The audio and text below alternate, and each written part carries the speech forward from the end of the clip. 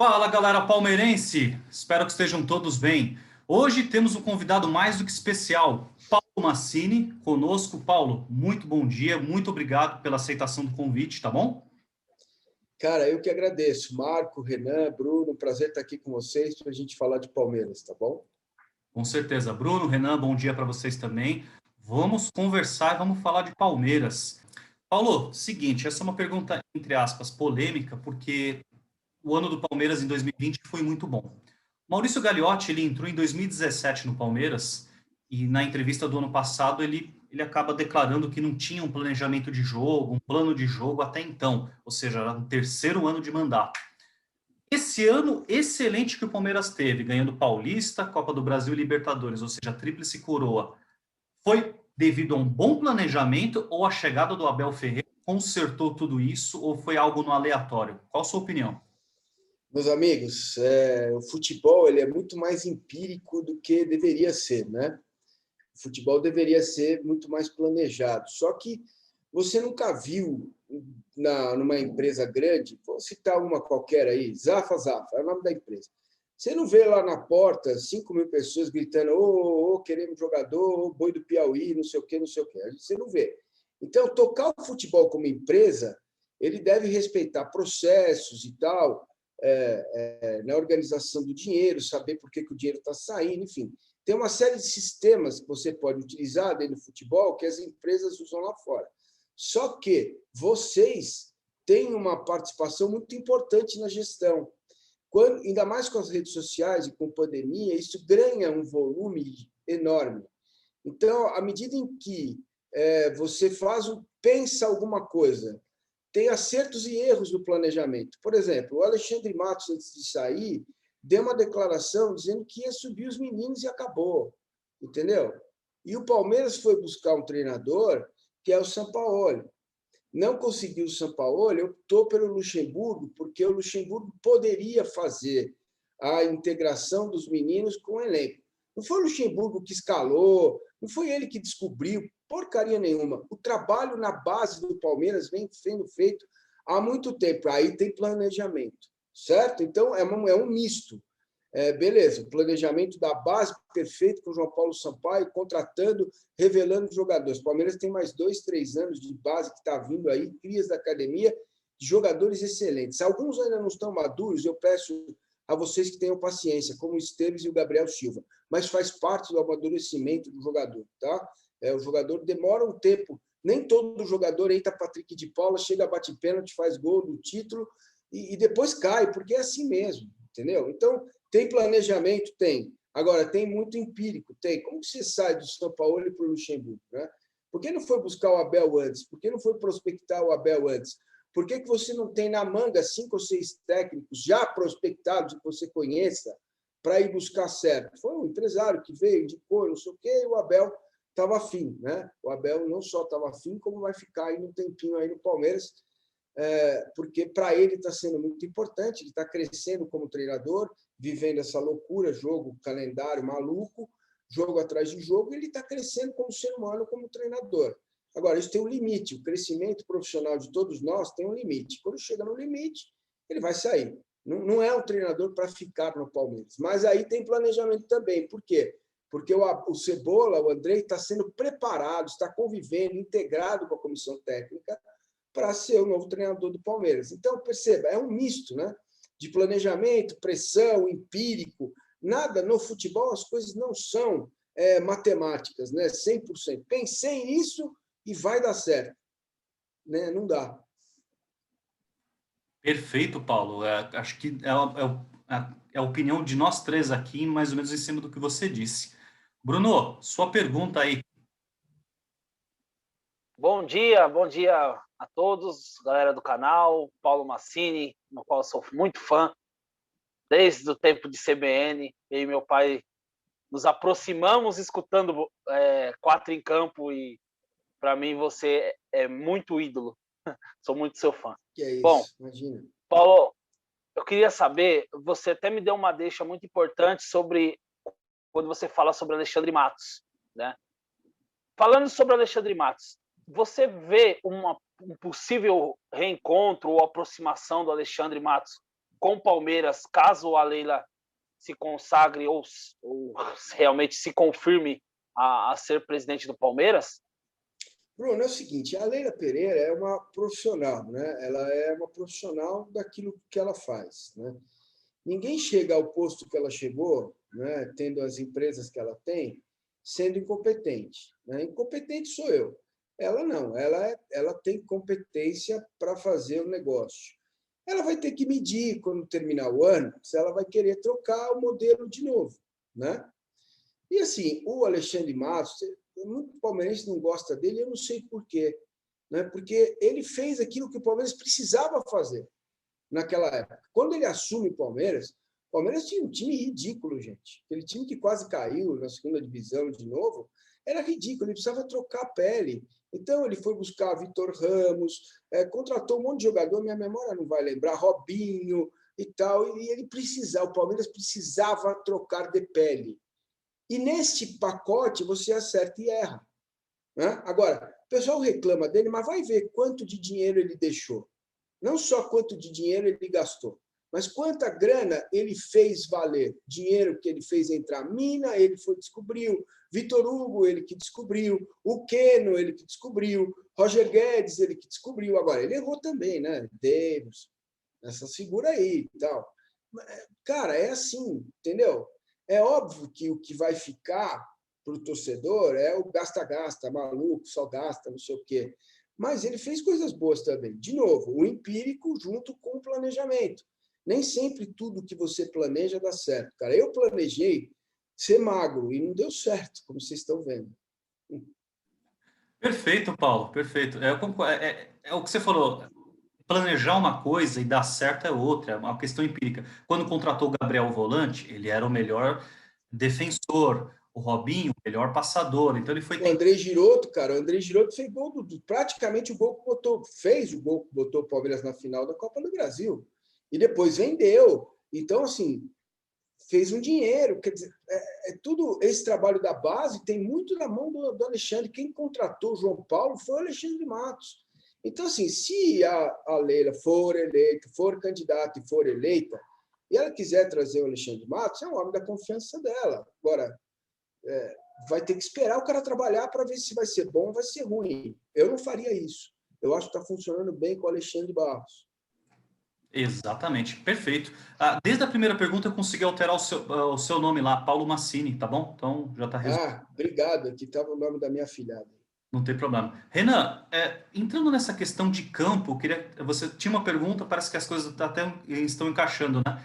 Vindo para campo, eu queria que você fizesse a sua pergunta. Bom dia a todos que nos assistem. Bom dia, Paulo. Bom, a pergunta é: finalizada a temporada 2020, iniciamos agora 2021. O assunto do momento na mídia palestrina é a contratação do atacante Borré ou Diego Costa no Palmeiras. Muito está sendo especulado. Minha pergunta: o que você acha que seria melhor para o Palmeiras, Borré ou Diego Costa? Ou, vou além, Borré e Diego Costa, os dois ao mesmo tempo no Palmeiras? Cara, os dois, você vai ter que decidir o que vai fazer com o Luiz Adriano, né? Porque os três não cabem. E você colocar o Diego Costa e o Luiz Adriano, você automaticamente coloca dois jogadores praticamente consagrados, né? E que não vão jogar ao mesmo tempo. Então, você precisa decidir. O Palmeiras não vai fazer isso, cara. O Palmeiras não tem dinheiro para enfiar 3 milhões por mês num jogador. Eu continuaria com a política de jogador até 25, 26 anos no máximo. Então, no meu perfil de planejamento, se encaixa o Borré. Só que a negociação com o Borré é bem complicada. Por quê? 50% é do Atlético de Madrid, o River não quer se desfazer do jogador, o contrato vai até o meio do ano, o Borré tem 75 mil empresários. Gente, é uma negociação muito complicada. Não é mais como antigamente. Vocês se lembram do Edmundo, né? O Gilberto Tipulo era o diretor de futebol na época. Ele pegou o avião, foi para o Rio de Janeiro e levou a máquina de escrever e o contrato pronto. Chegou lá, botou a máquina de escrever, o contrato, perguntou: Vasco, quanto você quer pelo jogador? É X, tá bom. X, bateu a máquina. Edmundo, quanto você quer? Tá, X. assina aí, Eurico, Edmundo e tal. Assinaram, ele trouxe a máquina, escreveu o contrato e o Edmundo no avião. Só que hoje não é assim, entendeu? O jogador tem um cara que representa ele na América do Sul, um na Argentina, um na América do Sul, um na Europa, um na China, um na... Então, ele quer ir para a Europa. Ele está esperando ir para a Europa. Só que o que pode contar a favor do Palmeiras é que o mundo está meio sem dinheiro, né? Não só nós estamos duros, os caras estão meio sem dinheiro. Por exemplo, sábado vai no ar uma entrevista no meu canal lá, eu fiz uma entrevista com o gerente de marketing do Liverpool. Cara, o Liverpool está sem grana para tocar o projeto de ampliação do Anfield, está sem grana para terminar o projeto de hotel. Eu estive lá há 5 anos. Eles iam construir um hotel do lado do estádio. Se eles estão com dificuldade, imagina nós, né? Certo? Então, assim, cara, é um tiro só, é no Borré, 25 anos, ou outro, né? Tem o Tiquinho Soares, que também se especulou lá do Porto, mas é um jogador já com mais de 30 anos. Então, assim, vocês sabem, maratona, muitos jogos, muitas viagens, não dá para colocar jogador que não se recupere rápido. E o Borré, apesar de não ser um matador exímio, um craque, ele é bom jogador, não é craque. Ele é um jogador que exerce várias funções sendo camisa 9, entendeu? Não só de centroavante, que é o que o futebol precisa, cara. Futebol não é mais posição. Eu, quando fiz teste no São Paulo, passei como goleiro, não fui mais, porque tenho preguiça, moro longe do Morumbi, queria até lá, pegar ônibus, eu não fui mais. Mas aí o Poi, que era o técnico, chegou e me perguntou, qual é a tua posição? Eu falei, sou goleiro. Hoje não, o cara perguntou, qual é a tua posição? Eu sou lateral direito. E que funções você exerce? Futebol diferente. São as mudanças do futebol. É isso aí, Paulo. Bruno, continuando com essa questão dentro de campo. Dentro disso que você falou, o Massini, eu acho assim, o Palmeiras, o Abel, na realidade, disse, gosto de 3 jogadores por posição. Ele precisaria de 3 ou 2 centroavantes, mais ou menos, que se equivalem para poder aproveitar o Gabriel, né, o William, nessa função de centroavante. Nessa temporada ele usou o William, o Gabriel, o Rony, né, quando o Luiz Adriano não esteve presente. Você acha que é muito dinheiro para o Borré, um centroavante que faz várias funções além de centroavante? Ele faz todas muito bem, mas não é um craque, como você falou. Vale mais a pena o Palmeiras aproveitar o Borja, que já é do Palmeiras, ou vale a pena o Palmeiras contratar, gastar essa bala no Borré e ficar com o Luiz Adriano, Borré e não saber o que faz com o Borja, porque também com a situação que nós estamos vivendo, talvez o Júnior Barranquilla nem tenha dinheiro para contratar o Borja do Palmeiras e o Palmeiras fica com esses negócios encalhados. O que você acha que vale mais a pena? O Palmeiras investir esse caminhão de dinheiro no Borré ou dar uma chance do Borja voltar ao Palmeiras? Porque também...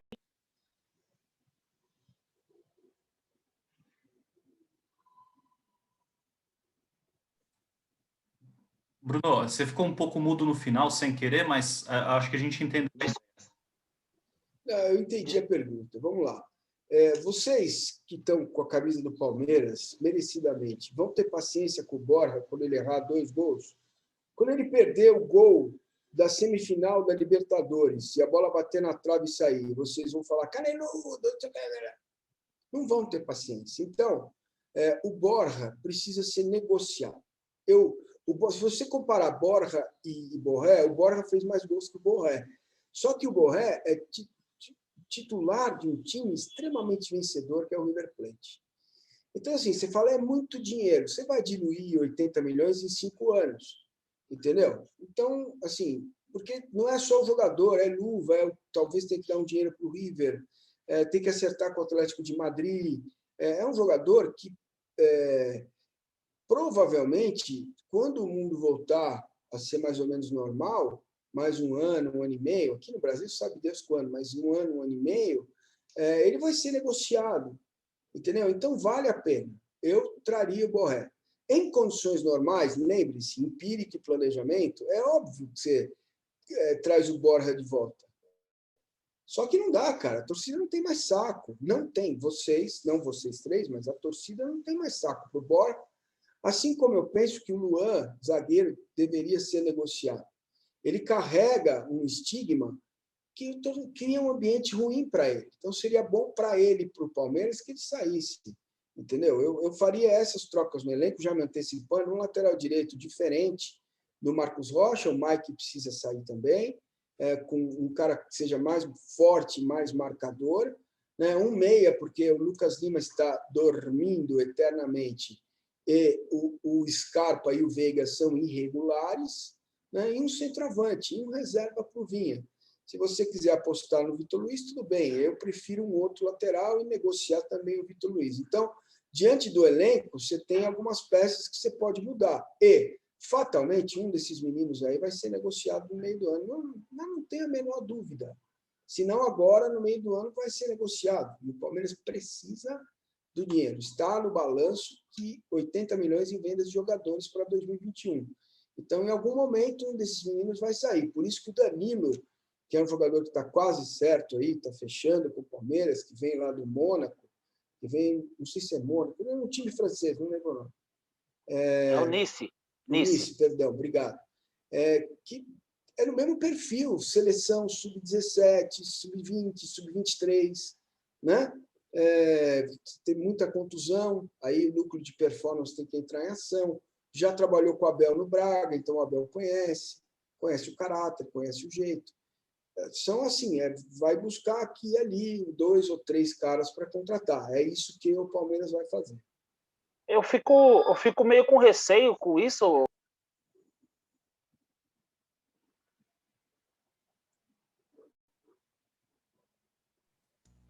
Bruno, você está no... Desculpa. Eu fico meio com receio em relação a isso, porque o Danilo, ele tem uma lesão crônica de cartilagem, né? Eu ouvi falar sobre isso. E ele não joga desde setembro. Então é o que você falou, ele vem para se recuperar no Palmeiras, né? Para que o Palmeiras dê condição desse garoto jogar. Que me parece ser um... Eu não sei, ótimo é verdade jogador. isso, eu não tinha essa informação, cara. Se ele tem lesão séria, grave de cartilagem, como teve o Jean, aí não tem condição de trazer. Se a informação que você está me passando for verdadeira, e eu não estou desconfiando de você, não, mas se o Palmeiras deve tomar cuidado com isso, que aí não dá para contratar. Eu não sabia disso, não. Tem vários fóruns do Palmeiras dizendo sobre isso, inclusive um jornalista, Jorge Nicola, ele deu essa informação, né? A gente foi até atrás, então... Ei, cuidado com isso aí, tá? Cuidado com os fóruns, cuidado. Pois é. Então, por isso que... Olha que isso está casando com a próxima pergunta. Olha que isso está casando. Mas só uma observação, esse fato de não jogar há tanto tempo, o Gustavo Gomes, o zagueiro, que é o nosso melhor zagueiro, também vinha de um tempo de inatividade. Então, acho que precisa casar bem essas informações, porque o fato de não estar jogando não vai influenciar em nada. Ô, Marco, o Palmeiras vai ter os exames do cara, né? Aí tem que avaliar se é uma lesão, se for uma lesão nesse nível, cartilagem não tem como repor, cara. Cabelo até consigo, mas cartilagem não dá. Perfeito, Paulo.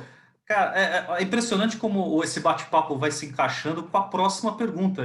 Você vai entender por quê.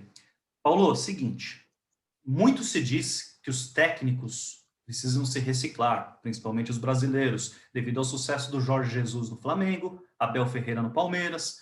Vamos ver aí, de repente, o Hernan Crespo, né, no São Paulo. Também dizem que os árbitros precisam ser profissionalizados, que o VAR precisa ter mais transparência, liberar o áudio. Você que vive no mundo do jornalismo esportivo, os jornalistas também necessitam dessa reciclagem? Essa é a pergunta que a gente deixa para você. Marco, Renan, Bruno, cara, todos nós precisamos reciclar, cara.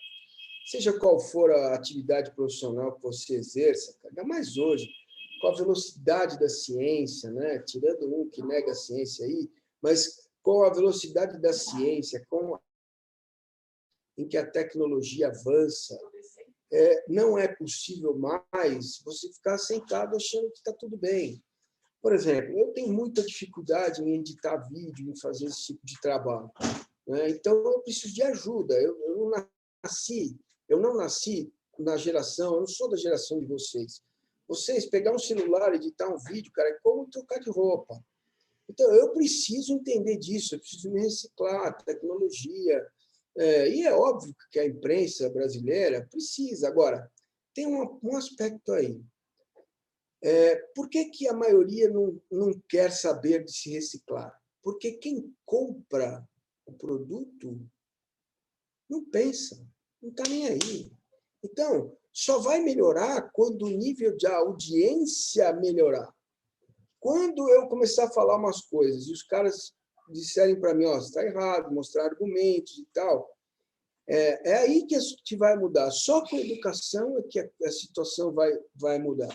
Do jeito que está, não muda, porque o cara vai lá, faz um texto imbecil e a galera cai, cara, como pato, como porco, né? Fica lá, escreve. Cara, cada clique daquele, gostando ou não gostando, é audiência, entendeu? Então, por exemplo, vou citar, quando a ESPN coloca lá, título da Libertadores é suficiente, os jornalistas que estão fazendo programas não tem nada a ver com aquilo. É o cara que está lá, né, o editor, que precisa de clique, precisa de audiência. Sem audiência, nada funciona. Gente, o canal de vocês no YouTube, o meu, seja qual for a plataforma, só vai funcionar se tiver audiência. Porque senão eu preciso trabalhar para sustentar a família, entendeu? E assim, o Neto é um baita de um cara, gente boa pra caramba. Eu convivi com o Neto há algum tempo, eu estou fora do Band Esporte por causa da pandemia, mas vou voltar, tenho o contrato está suspenso. O Neto é muito legal, ele é um ser humano diferenciado, ele ajuda um monte de gente, já me deu várias oportunidades lá no Baita Amigos, só que o que ele faz no ar, por que ele fica no ar? Porque o povo gosta, entendeu? Quando o povo começar a dizer isso não quero, isso não gosto, cai a audiência, aí o cara vai parar, opa, o que a gente está fazendo de errado, onde a gente tem que melhorar? É igual empresa, cara, empresa está tudo bom, está tudo certo, vendendo, aí começa a cair a venda, opa, o que está acontecendo? Né? Então, assim, é uma coisa meio que um cachorro correndo atrás do rabo que se retroalimenta. Eu optei por estudar futebol. Né? Como eu sou de outra geração, e o futebol era empírico, né? Final da década de 70, anos 80, seleção de 82, que o Toninho Cerezo corria 4 quilômetros por jogo, e era um dos que mais corria, o Sócrates fumava, o Casagrande não sei o quê, era outro esporte.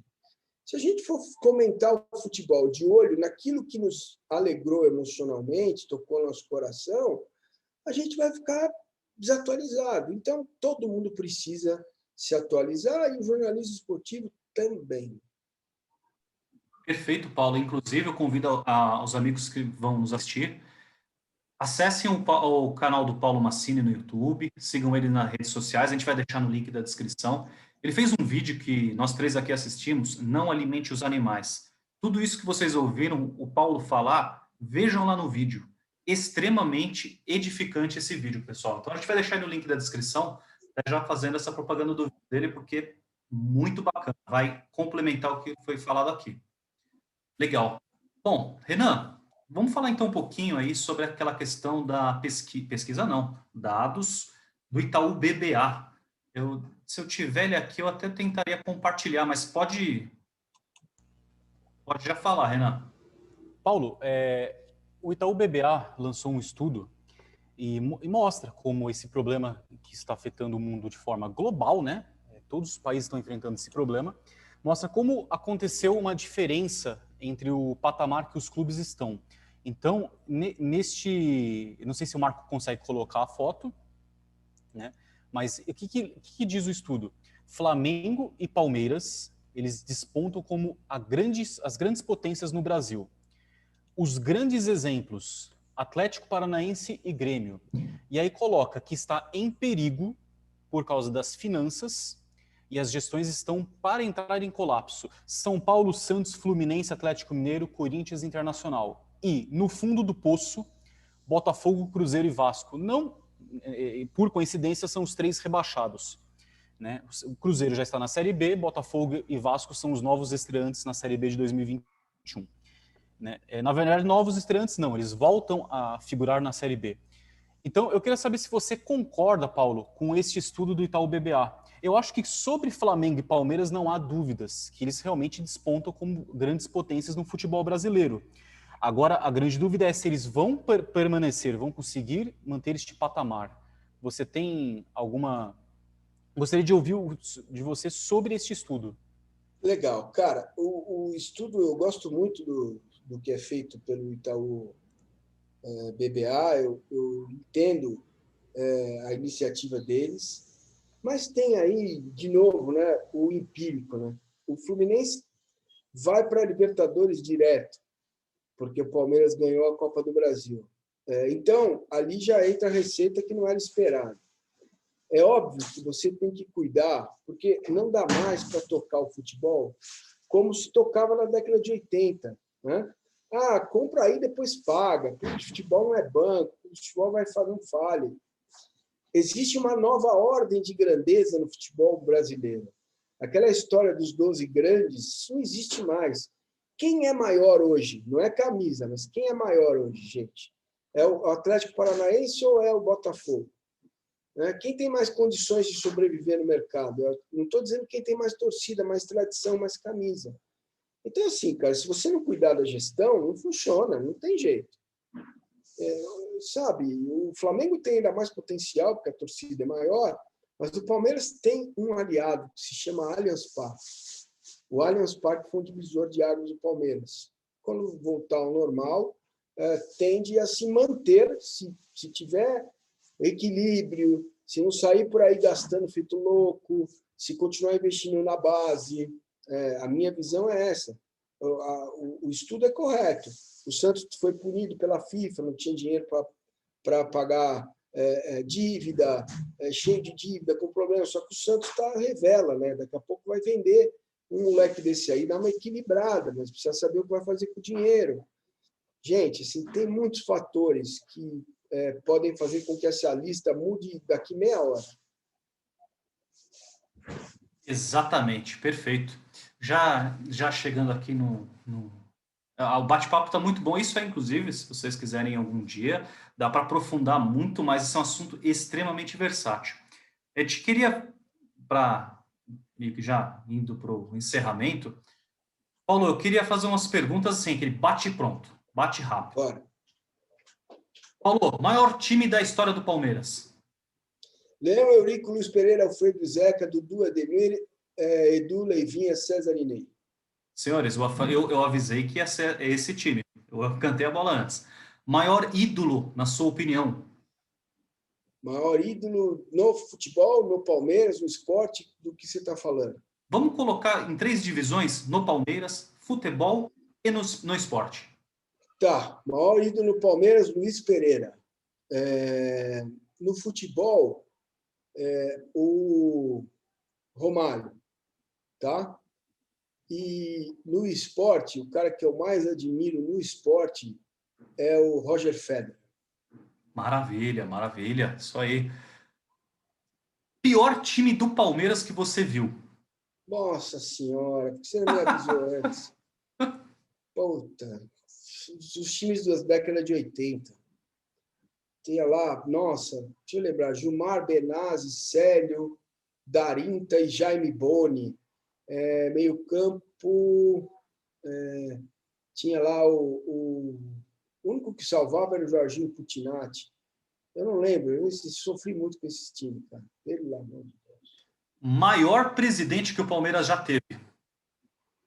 O maior presidente que o Palmeiras já teve foi o fundador do clube, em 1914. Eu não lembro o nome dele. Maravilha. Esse daqui você não precisa responder se não quiser. Já estou até avisando antes. Algum time que você fala assim, eu não gosto desse time e por quê? Cara, eu estou sendo super sincero. Eu não tenho nenhum time que eu não goste, assim. O torcedor do Palmeiras pega muito pelo Corinthians, mas eu tenho mais restrições ao São Paulo, muito menos ao Corinthians. Né? Tudo bem, eu não tenho um time que eu odeie. Assim, nossa, eu odeio um time. Não tem. Acho que vai mais ou menos com relação à nossa opinião, né? Falar do Corinthians, mas o Corinthians é o nosso rival, o que a gente também seria se não tivesse o rival? O São Paulo também é outro aqui na capital, então esse tipo de coisa acontece. Maravilha, Paulo. É esse bate-pronto que a gente queria fazer. Renan, Bruno, vocês querem adicionar mais alguma coisa junto do Paulo aí? Eu tenho uma lembrança do meu tio. Meu tio faleceu, inclusive, no dia da final do Campeonato Paulista do ano passado, Paulo. E ele infelizmente não viu a temporada maravilhosa que a gente fez, né? Mas ele tinha uma bronca de Tio Souza. Ele falava, Bruno, não tinha jogador pior. Ele corria e ajeitava o cabelo. Então eu tenho essa lembrança que aqui na minha casa, minha família são todos corintianos e eu virei palmeirense por causa desse meu tio.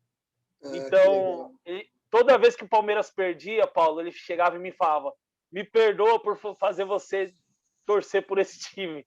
Eu vi de Tio Souza e vi muito jogador ruim. Então, é uma pena que ele não pôde participar desse ano maravilhoso, mas a lembrança de Tio Souza ficou para o resto da vida. Cara, como é o nome do seu tio? Meu tio Rodney. Pô, seu Rodney, onde o senhor esteja, onde o senhor estiver, você fez certo, viu? Maravilhoso. Bom, para finalizar da minha parte, eu só queria citar um exemplo de gestão esportiva no Brasil que eu acho que vai dar certo. O Paulo ele menciona uma coisa interessante sobre a relevância atual. Atlético Paranaense ou Botafogo? Quem tem mais história? É o Botafogo, teoricamente, mas o Atlético Paranaense hoje está anos-luz. Um time que hoje, se tiver uma grande gestão esportiva e vai permanecer na Série A por muito tempo, Red Bull Bragantino. Porque aí também é dinheiro que não acaba mais, né? Você vê o dinheiro que vem de fora em euro, vale 6 vezes o nosso. Então, o cara bota 1 milhão de euros lá, aqui no clube, esses são 6 milhões de reais. Então, ele bota 5 milhões de euros.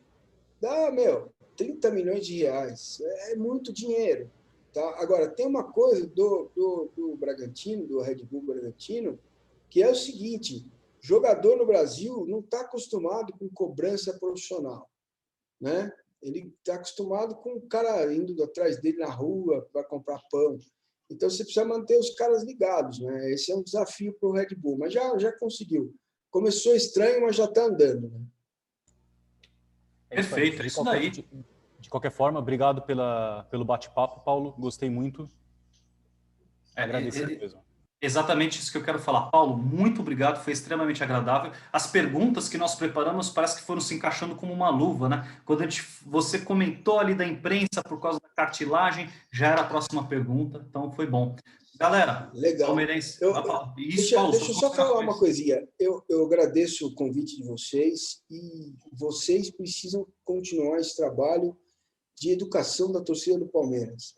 Tentar entender melhor o jogo, tentar entender por que ganha e por que perde, apontar erros sempre, né? Mas vocês têm uma responsabilidade muito grande, que é conscientizar e educar a torcida do Palmeiras. Beleza? Paulo, conte conosco, esse é um dos nossos objetivos sempre, e continuar melhorando, tá bom? Então, Paulo, mais uma vez, muito obrigado. Galera palmeirense, para vocês que assistiram o vídeo, deixem comentários aí sobre essas perguntas, sobre toda essa interação. A gente quer ouvir também a opinião de vocês, tá bom? Então, pessoal, a gente sempre pede essa força para vocês. Curtam o canal, inscrevam-se nele, deixem o like, ativem o sininho, tá bom? Isso é bastante importante para o nosso trabalho. Bruno, Renan, mais uma vez, obrigado pela presença aqui com vocês. Mais uma vez, ao Paulo também. Quem sabe teremos uma outra live, mais um outro programa. O assunto é vasto. Falar sobre futebol também é muito bom, tá bom? Mais uma vez, pessoal, fiquem com Deus. Até a próxima. Um abraço. Tchau, tchau.